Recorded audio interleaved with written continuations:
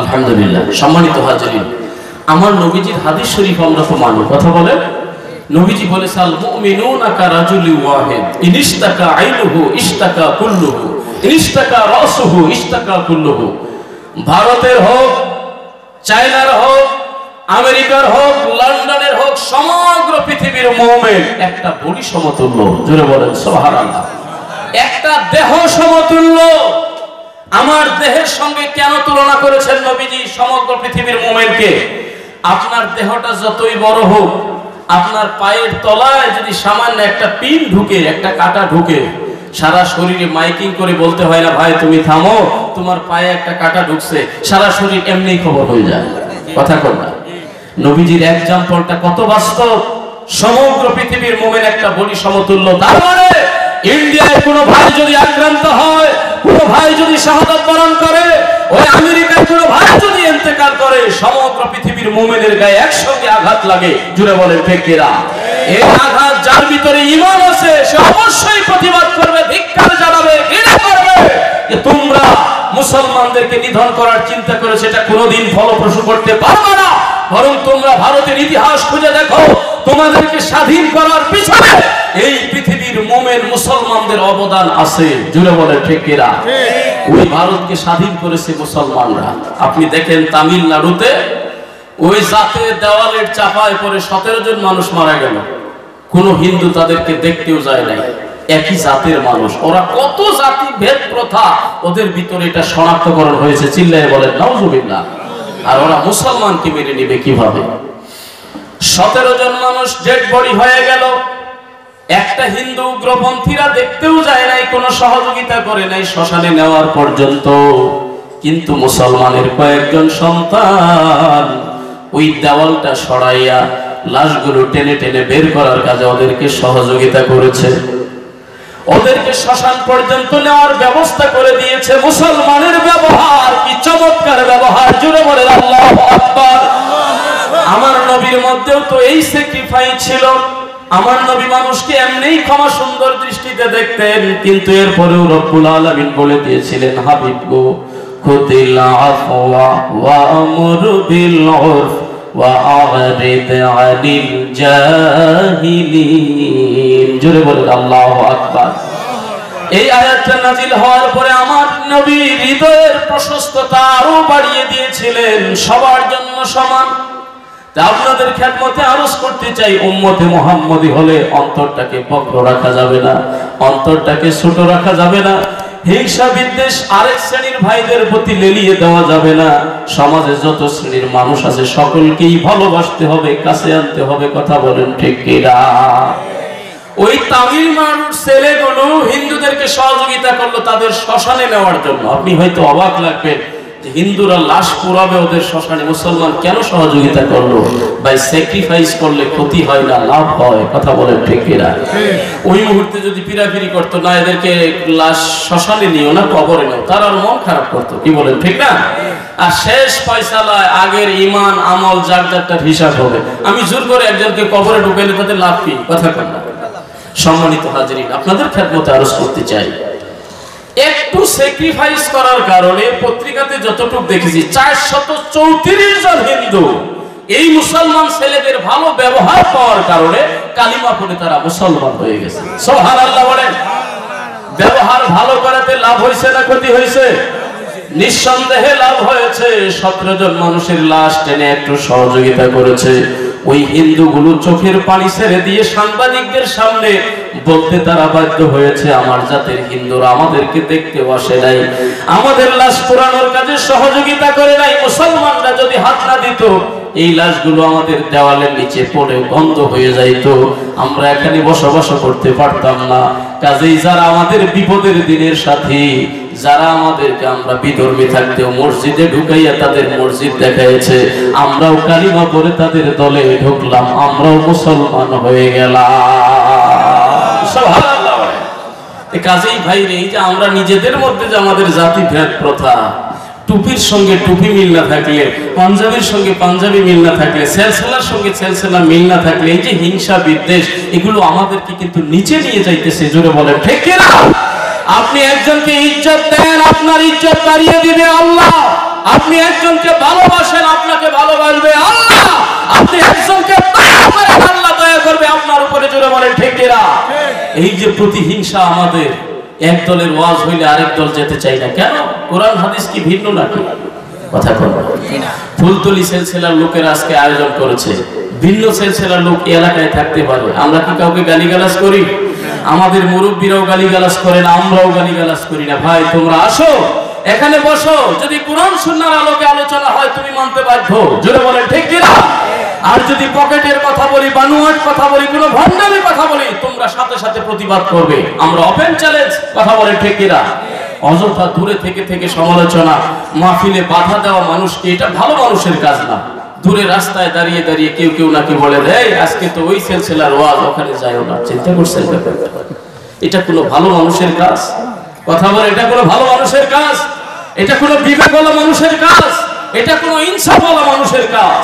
তোমার বিবেকের কারণে তুমি কাল কিয়ামতের ময়দানে আল্লাহর কাছে ধরা খাবে। কথা বলে ঠিক কিনা? কাজেই ভাই এগুলো কাঁথা ছড়াছড়ি বন্ধ করে, মুসলমানের পিঠ কিন্তু আজকে দেওয়ালের সাথে লেগে গেছে। আমরা এক হয়ে যাই, তার মানে এটা না তোমার সিলসিলা বাদ দিয়ে আমার এখানে আসতে হবে, এটা বলি নাই। আমারটা বাদ দিয়ে তোমার ওখানে যাবো, সেটাও বলি নাই। তোমার জায়গায় তুমি থাকো, আমার জায়গায় আমি থাকি। কোরআন সুন্নাহ পৃথিবীতে কায়েম করার জন্য আমরা সকলে এক। জোরে বলেন ঠিক কিনা? জোরে বলেন ঠিক কিনা?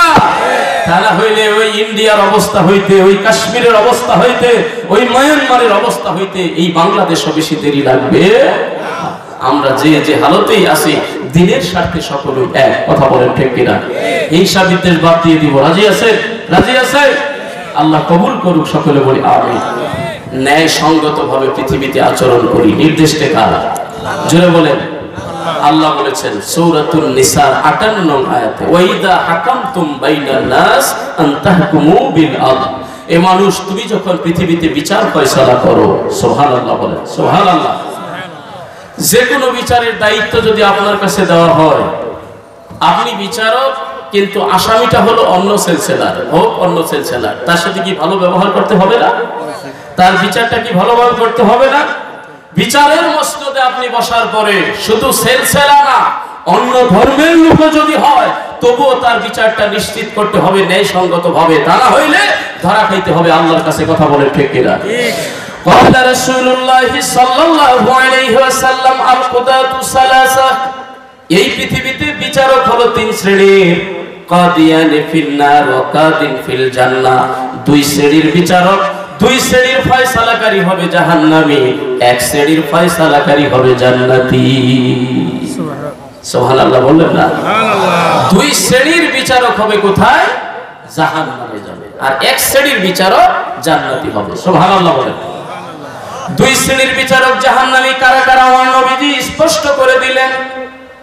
যেই লোকটা বিচারের মসনদে বসলো, সত্য বিষয়টা জানলো, কিন্তু এরপরেও গোপন রাখলো, অন্যের দিকে ফয়সালার রায় দিয়ে দিল, কোনো হিংসার বশবর্তী হইয়া, অথবা কোনো লোভে পড়ে, অথবা কোনো প্রভাবের কারণে, অথবা কারোর নির্দেশে সত্যটা জানার পরেও মিথ্যার দিকে রায় দিয়ে দিল, এই বিচারকটা নিঃসন্দেহে আল্লাহর জাহান্নামে চলে যাবে।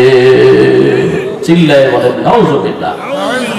আরেক শ্রেণীর বিচারক হলো সত্যও জানে না, মিথ্যাও জানে না, কিছুই জানে না, ভালো মন্দ কোনো সাক্ষী নেই, কোনো প্রমাণ নেই, নিজের মন থেকে আন্তরিকভাবে কোন লোকের দিকে প্রভাবিত হইয়া একদিকে রায় দিয়ে দিল, ফয়সালা করে দিল, ভালো মন্দ কিছুই জানে না, এই রায়ের কারণে লোকটা হবে জাহান্নামী। চিল্লায়ে বলেন নাউজুবিল্লাহ।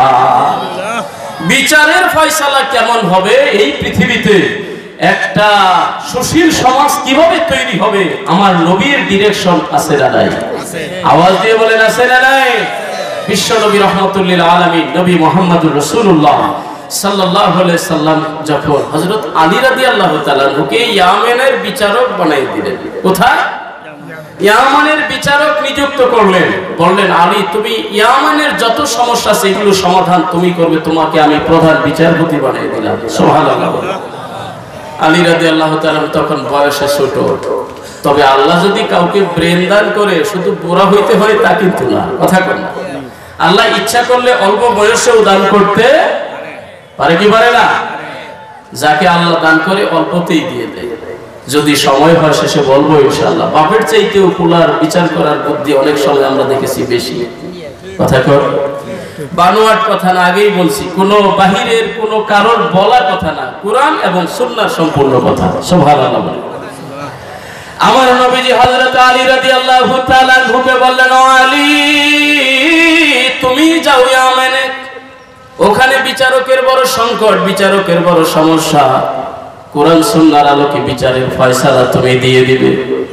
হযরত আলী রাদিয়াল্লাহু তাআলা আনহু বললেন, ইয়া রাসূলুল্লাহ, ইয়া হাবিবাল্লাহ, হুজুর গো, আমার তো বয়স কম, বিচার করার কোনো অভিজ্ঞতা আমার মধ্যে নাই, বিচারের ফয়সালা কেমনে দিতে হয় সেটাও আমি জানি না, কাজেই তো আমি এই অপদের জন্য অপারগ।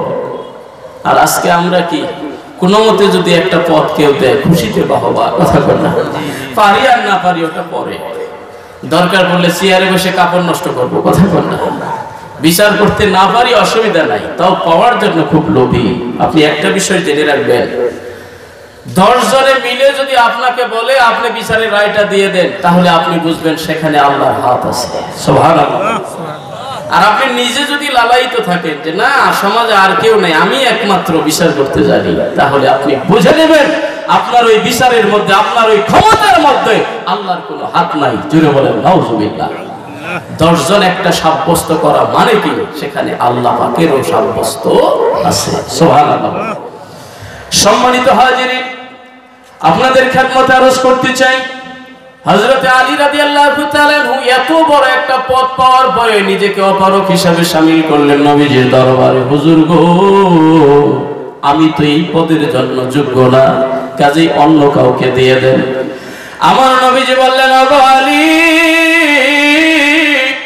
আমি তোমাকে মনোনয়ন করেছি। আল্লাহু আকবার বলেন। আল্লাহর রাসূলের যেই কাজে মনোনয়ন আছে, সেই কাজে আল্লাহর মনোনয়ন কি বাকি আছে? কারণ আপনারা জানেন, আমার নবী নিজের থেকে কোনো কথা বলেন না যে পর্যন্ত জিবরাইল এসে নবীরে না বলে দেয়। জিবরাইল ততক্ষণ পর্যন্ত কোনো কথা বলে না যে পর্যন্ত আমার আল্লাহ বলে না দেয়। সুবহানাল্লাহ বলে।